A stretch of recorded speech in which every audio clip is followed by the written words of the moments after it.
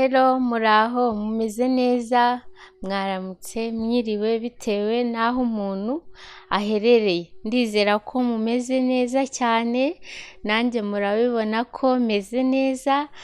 Uyu ni wa mwanya rero wa siporo, tugiye gutangira siporo tubereka udutekinike tumwe na tumwe wakoresha kugira ngo ubashe kugira taye nziza cyangwa se no kugira ibiro wifuza.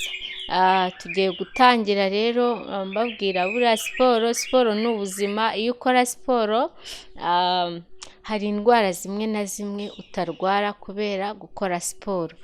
Nanabashishikariza cyane cyane abakobwa, abamama, muze dukore siporo.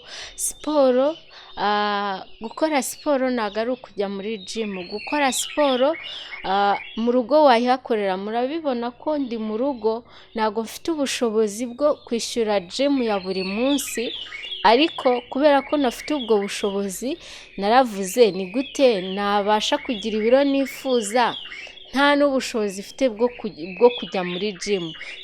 Aka kantu kagura ibihumbi 10, kano gatapi, hanyuma ugatangira siporo. Mwabonye ko natangiye nkoresha n'ibirenge, nyuma nza kubona inkweto.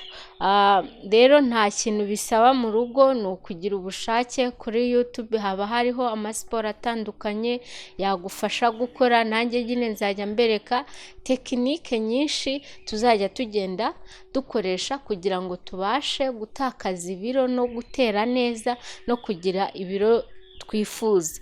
Nanabashimira kandi mwarakoze, mwanyeretse urukundo, abakoze subscribe, abasharinze, ni ukuri Imana ibaha umugisha kubwo kubana nanjye. Ni iby'agaciro, ni iby'umugisha.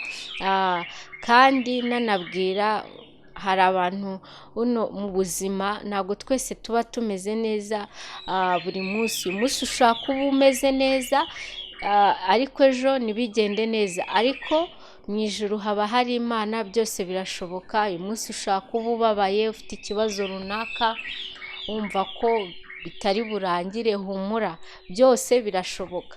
Noneho rero nari ndi kugira ngo mbaganirizeho gatoya, reka dutangire za siporo zacu.